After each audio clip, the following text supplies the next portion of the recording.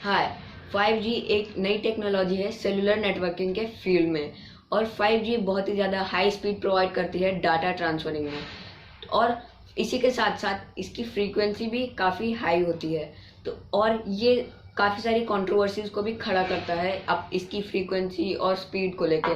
जैसे कि आपने सुना होगा कि 5G हमें बहुत ज़्यादा हार्म करता है, और जो बर्ड की डेथ रेट है वो भी बढ़ रही है मोबाइल टावर्स की वजह से। और 4G का मतलब ये नहीं है कि 4 गीगाहर्ट्ज और 5 गीगाहर्ट्ज। 5G का मतलब 5 गीगाहर्ट्ज जो कि पुराने कॉर्डलेस फोन और वायरलेस राउटर्स में होता था, नहीं। 5G एक मतलब होता है फिफ्थ जनरेशन, और 4G का मतलब होता है फोर्थ जनरेशन, और we can say that LTE, long term evolution. 5G की फ्रीक्वेंसी लगभग 29 और 39 गीगाहर्ट्ज से लेके 300 गीगाहर्ट्ज तक जाती है। लेकिन जबकि 4G की फ्रीक्वेंसी है वो 600 मेगाहर्ट्ज से लेके, तो अगर माइक्रोवेव 2.4 गीगाहर्ट्ज पे वर्क करता है तो 5G की तो फ्रीक्वेंसी बहुत ज़्यादा है। क्या 5 लोगों की डेथ भी हो सकती है? ये हमारी बॉडी को इफेक्ट कर रहा है, और जो कैंसर केसेस भी बढ़ा रहा है, और हमारे लोगों में DNA को ब्रेक करके म्यूटेशन कर रहा है। और ये जो वायरसेस आ गए हैं इसमें म्यूटेशन करके लाखों लोगों को मार तो नहीं रहा है ये कहीं? क्या सच में ऐसा होता है? नहीं, बिल्कुल ही नहीं। ऐसा कुछ भी नहीं होता है कि 5G और 4G के जो मोबाइल टावर्स होते हैं उनसे इतनी तेज़ रेडिएशन निकले, इतनी तेज़ बेस फ्रीक्वेंसी वाली रेडिएशन निकले कि हमारी बॉडी को हार्म कर सके। जैसे कि आपको पता होगा कि जो विजिबल लाइट होती है वो हमारे बॉडी से पेनिट्रेट कर सकती है। देखिए, हमारी बॉडी के अंदर डीप जाके भी लेकिन ऐसा थोड़ा है कि क्या ये हमारे DNA को करप्ट कर रही हो। और ये भी कई सारी फ्रीक्वेंसी पे होता है, जैसे 430 टेराहर्ट्ज से लेके 750 टेराहर्ट्ज तक जाती है इसकी फ्रीक्वेंसी लाइट, विजिबल लाइट की। और सबसे कम रेड लाइट की होती है, उसके बाद बढ़ के वॉयलेट तक चली जाती है। तो जो 5G की फ्रीक्वेंसी होती है वो तो 1000 से भी ज़्यादा गुना कम है इस विजिबल लाइट से। तो क्या इससे हमें कुछ होता है? और जबकि इंफ्रारेड भी 5G से ज़्यादा है। 5G की जो फ्रीक्वेंसी बैंड है वो 300 गीगाहर्ट्ज के बाद नहीं जाती है, लेकिन जो इंफ्रारेड लाइट है, इतनी कम लाइट जो हमें दिखती भी नहीं है, वो सिर्फ 300 गीगाहर्ट्ज के बाद स्टार्ट होती है और 430 टेराहर्ट्ज तक जाती है। और 430 टेराहर्ट्ज के बाद विजिबल लाइट हमें दिखती है, और विजिबल लाइट के बाद UV rise, gamma rays, alpha gamma rays और कई सारी रेडिएशन हार्मफुल स्टार्ट हो जाती हैं। और ये सब हमारे लिए बहुत ही हार्मफुल होती है ये रेडिएशन। लेकिन जो 5G होता है वो बिल्कुल भी हार्मफुल नहीं होता है, लेकिन ये कुछ हद तक ही हार्मफुल नहीं होता है। लेकिन अगर आप जाके एंटीना 5G टावर्स को हक कर लेंगे तब तो ऑब्वियसली होगा ही ना, क्योंकि वहाँ पे जो रेडिएशन होती है वो काफ़ी ज़्यादा कॉन्सेंट्रेटेड होती है, और वहाँ पे रेडिएशन हाई होती है। भले ही वो कम होती है लेकिन हाई होती है। और जैसे कि आपको पता ही होगा कि जो मोबाइल टावर्स होते हैं उनके बाहर एक डिस्क्लेमर लगा रहता है इस टाइप का, आपने देखा ही होगा कहीं पर या फिर कहीं पर नोटिस किया हो।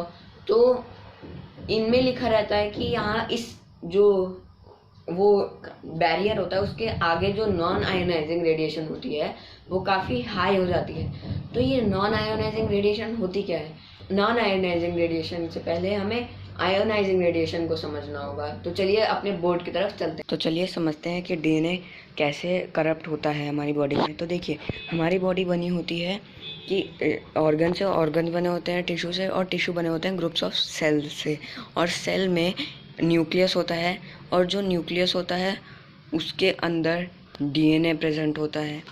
तो जो DNA होता है उसके पास कई सारे जेनेटिक लेटर्स होते हैं, लगभग 10 बिलियन जेनेटिक लेटर्स होते हैं। और जो उनमें से 10 बिलियन में से 1% जो होता है वो हमारी बॉडी को शेप देता है। तो देखिए, अब DNA बना होता है कई सारे एटम से, और जो एटम्स होते हैं वो डीएनए में प्रेजेंट होते हैं। तो जैसे कि आपको पता ही होगा, आयनाइजिंग रेडिएशन के नाम से पता चल रहा है, ये एटम्स को आयनाइज कर देता है। आयनाइजिंग का मतलब ये है कि या तो एटम में एक इलेक्ट्रॉन ऐड होगा या तो एक इलेक्ट्रॉन रिमूव होगा और वो पॉजिटिव एटम बन जाएगा, पॉजिटिव आयन बन जाएगा, या फिर एक इलेक्ट्रॉन ऐड अप होके नेगेटिव आयन बन जाएगा। तो क्या होता है कि जब हाई रेडिएशन आती है, एनर्जेटिक पार्टिकल्स फोटोन के, वो जब इलेक्ट्रॉन से टकराते हैं तो इलेक्ट्रॉन को काफ़ी एनर्जी प्रोवाइड कर देते हैं। जब इतनी एनर्जी एक इलेक्ट्रॉन को मिलती है तो इलेक्ट्रॉन क्या करता है, वो अपने शेल से दूसरे शेल में ट्रांसफ़र हो जाता है क्योंकि इसको बहुत एनर्जी मिल गई।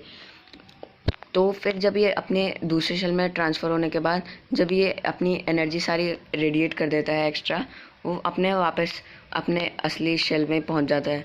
तो ये तो कि इस केस में जो रेडिएशन है वो काफ़ी हाई नहीं है, लेकिन अगर बहुत ज़्यादा हाई रेडिएशन हो गई जैसे गामा रेज, वो क्या करेंगी, वो जाके इलेक्ट्रॉन्स को एनर्जी इतनी दे देगी कि जो इलेक्ट्रॉन्स होंगे वो अपने शेल से बाहर निकल जाएंगे, एटम से भी बाहर निकल जाएंगे और वो फ्रीली मूव करते रहेंगे।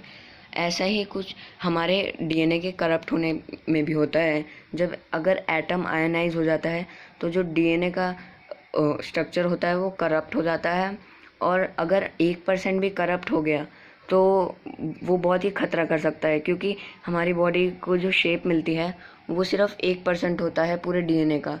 तो 1% भी अगर हो गया तो हमारी बॉडी का स्ट्रक्चर ख़राब हो सकता है और कैंसर हो सकता है। तो इसीलिए आयनाइजिंग रेडिएशन हमारी बॉडी के लिए बहुत ज़्यादा हार्मफुल है। ऐसा ही कुछ हिरोशिमा नागासाकी में भी हुआ था, क्योंकि वहाँ पे रेडिएशन थी, तो इसीलिए वहाँ पे लोगों के डीएनए ऐसे ही करप्ट हुए थे इसी रेडिएशन के कारण, आयनाइजिंग रेडिएशन।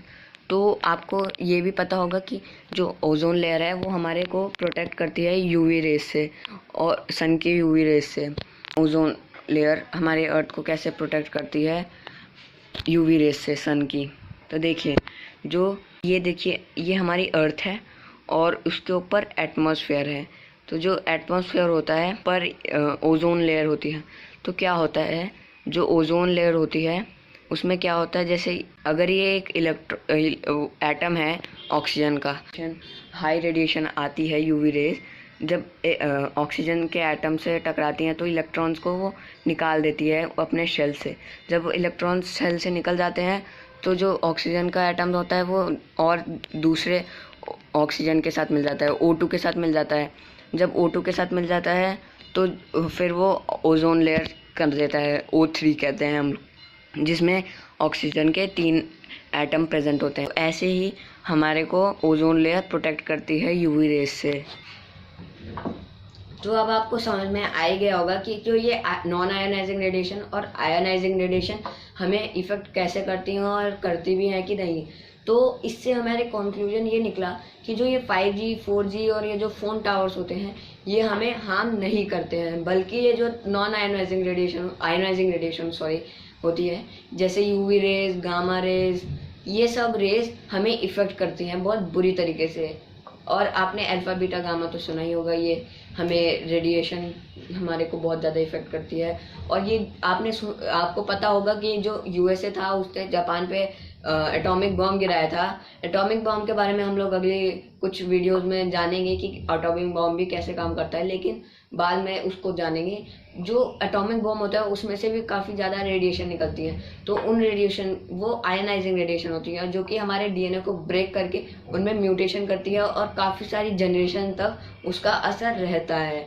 तो आज भी कुछ लोग जापान में अलग तरीके से बॉर्न होते हैं, लेकिन खैर अब तो बहुत ही ज़्यादा कम हो गया है, क्योंकि इतनी ज़्यादा टेक्नोलॉजी आ गई है कि जो रेडिएशन थी उसको एकदम ना के बराबर कर दिया। अब वहाँ पे जाना सेफ है, लेकिन कुछ जगहें ऐसी भी हैं दुनिया में वहाँ पे आयोनाइजिंग रेडिएशन काफ़ी हाई होता है और वहाँ पे जाना खतरा भी होता है।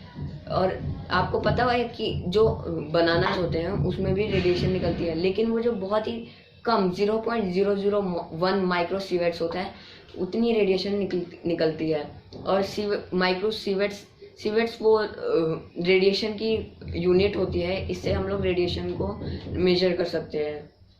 और जो स्पेस में एस्ट्रोनॉट जाते हैं उनकी भी काफ़ी हाई रेडिएशन का सामना करना पड़ता है। और अगर आप अर्थ के ऊपर एटमॉस्फेयर में जाएंगे, जितना ऊपर जाते जाएंगे उतनी ज़्यादा रेडिएशन का आपको सामना करना पड़ेगा। जैसे कि एरोप्लेन में भी नॉर्मल के मुकाबले ज़्यादा रेडिएशन का सामना करना पड़ता है। और डे टू डे लाइफ में भी हम लोग काफ़ी सारी रेडिएशन का सामना करते हैं आयोनाइजिंग, लेकिन वो बहुत ही कम आती है। जैसे यूवी रेज हो गई जो सन से आती हैं, वो मतलब कम तो होती हैं लेकिन बहुत ज़्यादा मतलब उतना इफेक्टिव नहीं होता, लेकिन कुछ ना कुछ हमें इफ़ेक्ट ज़रूर करती है। तो और अगर आपको ये वीडियो अच्छी लगी हो तो इसे लाइक करें, और अगर आप मेरे चैनल पर नए हैं तो इसे जल्द से जल्द सब्सक्राइब करें और बेल आइकन को ज़रूर दबाएं, जिससे कि मेरी आपको नई वीडियो की नोटिफिकेशन सबसे पहले मिले। तो मैं मिलता हूँ आपको नेक्स्ट वीडियो में, तब तक के लिए जय हिंद, जय भारत। हाँ, गेम क्यों खेल रहे हैं? क्या मम्मी आपको पता नहीं है 5G और 4G फ़ोन की जो रेडिएशन होती है ये बिल्कुल भी हमारे लिए हार्मफुल नहीं है। आप भी ना देखते ही नहीं हो यूट्यूब पे कुछ भी। सुपर।